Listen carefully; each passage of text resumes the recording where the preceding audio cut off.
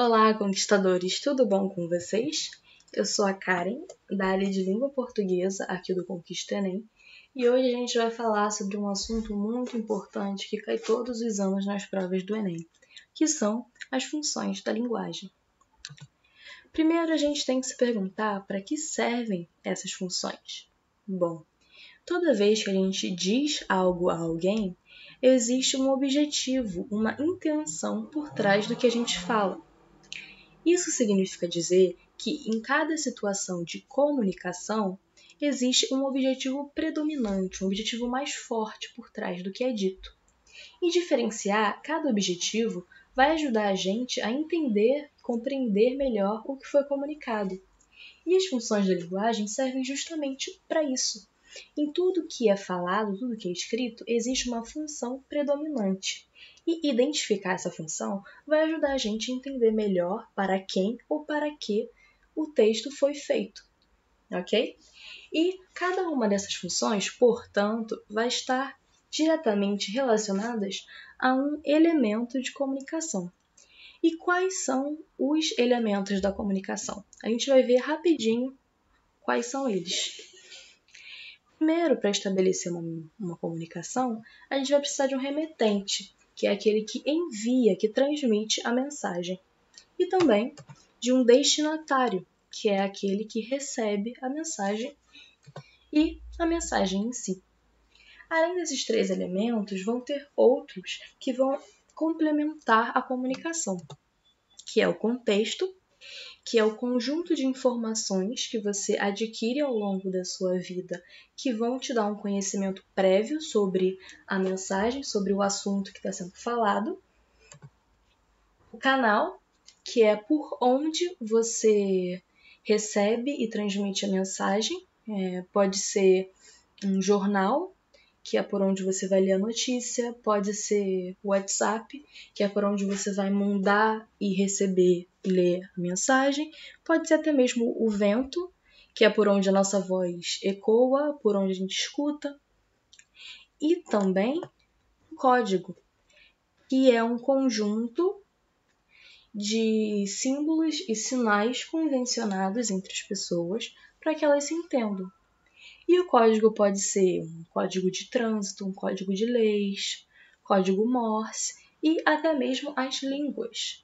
As línguas representam um conjunto de sinais e símbolos e signos convencionados entre as pessoas para que elas consigam se entender. Ok? E em cada um desses elementos vai ter uma função da linguagem predominante. No remetente vai ser predominante a função emotiva ou expressiva. O destinatário vai ser a apelativa ou conativa. No contexto vai ser a referencial ou denotativa e às vezes informativa. Na mensagem, a poética. No canal, a fática. E por último, no código, a metalinguística. Agora a gente vai ver um pouco sobre elas uma a uma. A gente vai ver sobre a função emotiva ou expressiva. Essa função está ligada diretamente ao remetente. É a exteriorização das emoções do remetente. Toda vez que você encontrar um texto que está muito relacionado ao eu, à emoção, aos sentimentos, às opiniões de quem está escrevendo o texto, significa que a função emotiva ou expressiva está predominante. E é muito comum a gente encontrar esse tipo de função de linguagem dentro de textos autobiográficos, de depoimentos, entrevistas, relatos. E existem alguns elementos que vão ajudar a gente a identificar essa função nos textos, como o uso de verbos e pronomes em primeira pessoa, quando está muito focado no eu fiz, eu sinto, eu penso. Também o uso de muitas interjeições e sempre que o texto estiver expressando fortemente uma opinião, significa que a função predominante é emotiva. Então eu separei aqui dois exemplos interessantes. O primeiro Foi uma fala de uma artista num programa de TV há pouco tempo, talvez vocês conheçam, que ela diz: "Não gosto de você, não sinto verdade em você, acho você sim incoerente. Você está onde te convém, em todos os seus jeitos, falas, posicionamentos, etc." Ou seja, a gente percebe aqui que está muito centrado no eu. Eu não gosto de você, eu não sinto verdade de você, eu acho, né? Quem está dizendo está expressando muito a opinião. E a função emotiva dá para perceber que ela está bastante predominante nesse textinho. Agora eu também separei uma letra de música do Roberto Carlos, muito bonita, O Portão, que ele diz: "Eu voltei agora para ficar, porque aqui é meu lugar. Eu voltei para as coisas que eu deixei. Eu voltei." Também muito centrada no eu, na exteriorização da emoção de quem está falando. Então, lembrem-se, sempre que um texto estiver expressando demais a opinião do autor, sempre que estiver demonstrando as emoções, botando para fora, significa que a função predominante é a emotiva. Vamos para o próximo, que é a função apelativa ou conativa. Essa, diferente da expressiva, está centrada no destinatário, naquele que recebe a mensagem. E ela visa a influenciar o comportamento de quem está recebendo a mensagem. E é muito comum a gente encontrar essa linguagem em propagandas, né? Que elas sempre tentam te influenciar a fazer alguma coisa. Está muito ligada a ordens e a pedidos e a conselhos, sugestões, e existem elementos que vão ajudar a gente a identificar quando essa função é predominante. Geralmente são utilizados verbos no imperativo, como faça, use, compra, veja, tenha, né? Muitas vezes também tem muito forte a utilização de vocativos. Você faça isso, amigo, venha, homens, façam tal coisa, mulheres, venham até minha loja, né? E, como eu disse, está sempre muito ligado à propaganda, à sugestão, tudo que tenta te influenciar. Eu peguei aqui 2 exemplos interessantes. O primeiro é uma propaganda sobre doação de sangue. A propaganda diz: "Falta só você, seja um doador, doe sangue, doe vida." Você percebe que a propaganda tenta te influenciar a fazer alguma coisa, e a coisa em si, nessa propaganda, é doar sangue. Tem aqui seja, doe, verbos fortes, né? E fala você. Também tem o uso de exclamação, tudo para chamar a sua atenção para você fazer o que a propaganda quer que você faça. Separei aqui também, para ser diferente de propaganda, a música Baby, do Caetano Veloso, que ele diz: "Você precisa saber da piscina, da margarina, da Carolina, da gasolina. Você precisa saber de mim." Certo? Ele está falando diretamente com o destinatário. Ele quer influenciar o comportamento do destinatário. Ele diz que o destinatário precisa saber, seja da piscina, da margarina, seja de mim, ele precisa saber. E esses 2 exemplos a gente vê muito claro que está voltado a quem recebe. Então, sempre que vocês encontrarem um texto que está tentando muito falar com o leitor, que está tentando influenciar o leitor a fazer alguma coisa, já sabe que a função predominante vai ser a apelativa. A próxima é a função poética. Essa função tem um enfoque muito grande na mensagem, e na sua forma, na sua construção. A função poética tem o objetivo de criação de efeito estético. É muito comum a gente encontrar a linguagem poética justamente na poesia, em obras literárias, em letras de música, até em publicidade também. É muito utilizada a linguagem metafórica, figurada. E tem sempre uma preocupação muito forte com a forma com o jeito que é escrito. Então, na linguagem poética, a gente costuma encontrar palavras mais difíceis, palavras que os sons combinam, rimas, certo? E eu peguei aqui 2 exemplos interessantes. Um é um poema do Milor Fernandes que começa: Era um homem bem vestido. Foi beber no botequim, bebeu muito, bebeu tanto, que saiu de lá assim. A gente percebe que teve uma preocupação muito forte com a forma da mensagem, né? Porque uma pessoa, quando ela tá bêbada, ela fica meio pra lá, meio pra cá. E a gente, por mais que o texto apenas diga que saiu de lá assim, a gente percebe que a forma do texto se assemelha com uma pessoa bêbada. Uma pessoa que vai ler e ela não consegue ler direito, vai trocar as letras. E isso é uma função poética muito forte, é uma forma diferente. Sempre que a gente encontrar esses poemas que têm uma configuração diferente das palavras, a gente pode associar a uma função poética, porque tem essa preocupação muito forte com a forma. Também separei aqui outra música muito bonita do Chico Buarque, que é Flor de Idade. E a gente lê assim: a gente faz hora, faz fila na vila do meio-dia pra ver Maria. A gente almoça e só se coce, se roce, só se vicia. Dá para perceber que teve uma preocupação muito grande com a forma no que diz a respeito dos sons, né? A gente fala, a gente almoça e só se coce, se roce, só se vicia. Os sons são interessantes. Ele poderia ter dito essas coisas de qualquer outra forma, mas ele se preocupou muito com o efeito estético que a música teria. Por isso os sons encaixam e combinam tanto.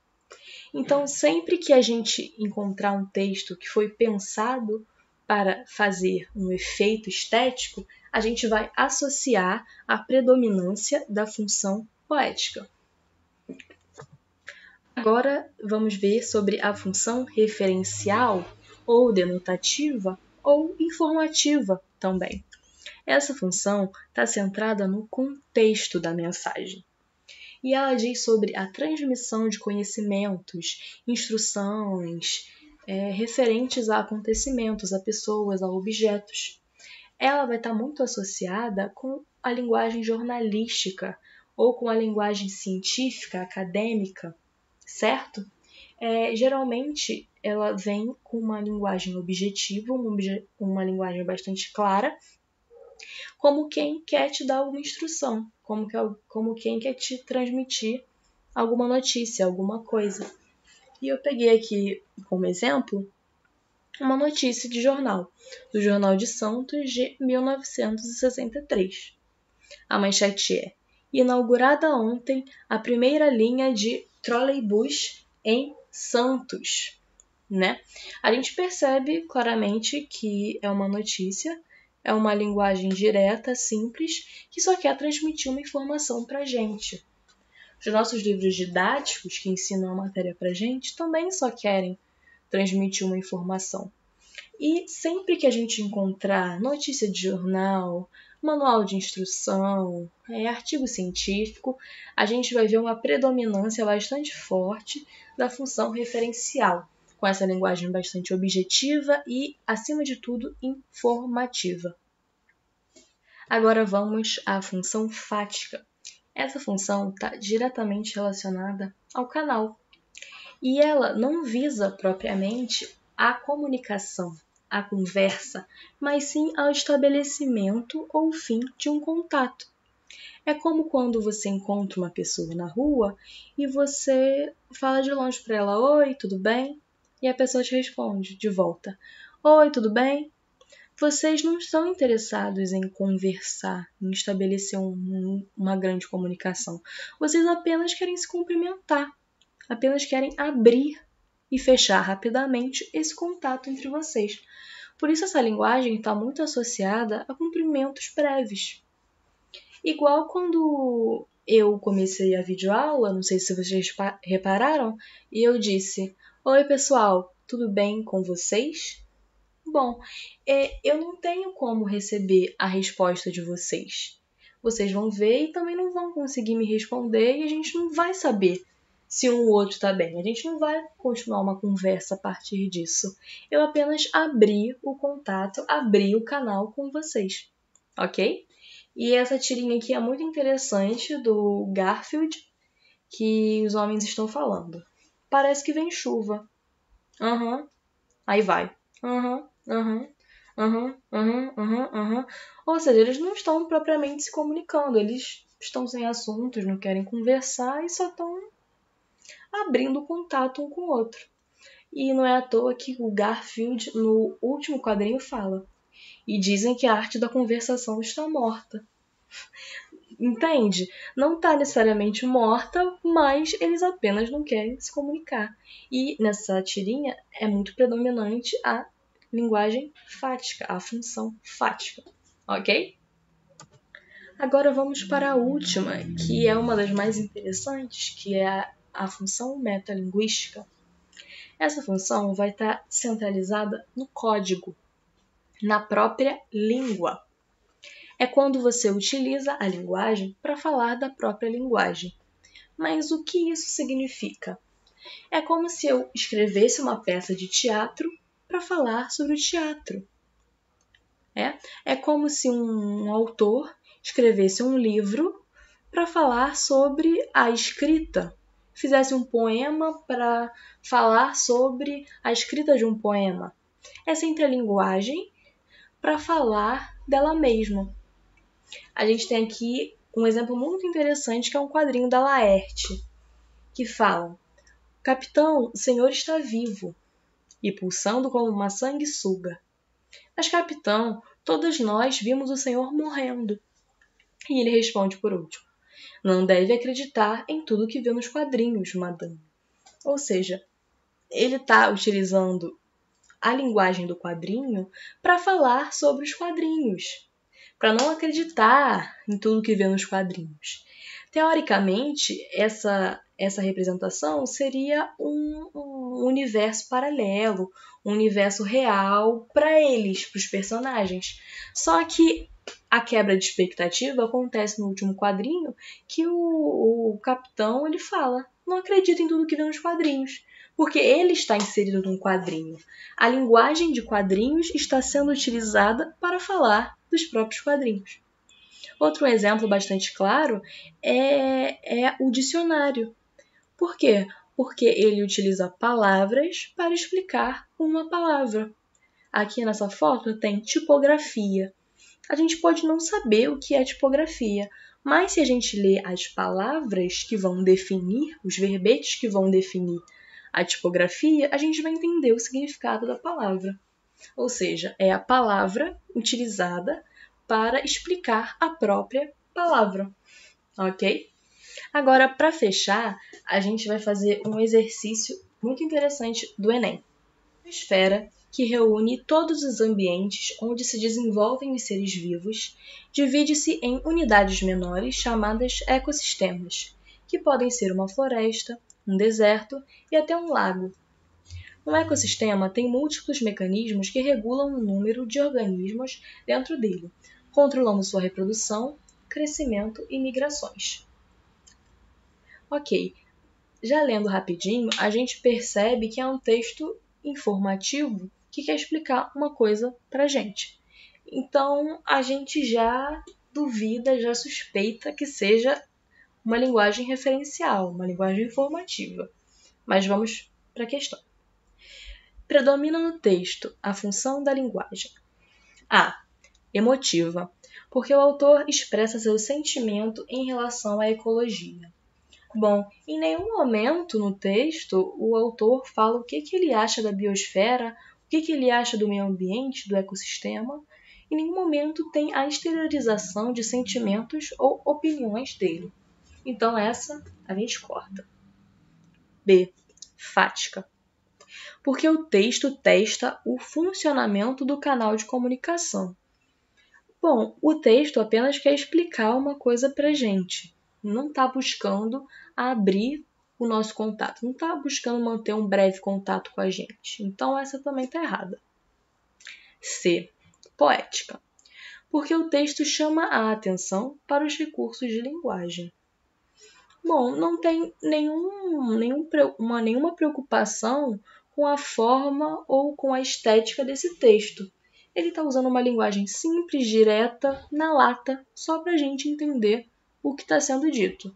Então, a poética também está fora. Conativa ou apelativa. Porque o texto procura orientar comportamentos do leitor. Bom, o texto não está dizendo como que a gente tem que lidar com a biosfera, não está dizendo que a gente tem que preservar a natureza, ele só está explicando realmente o que é a biosfera.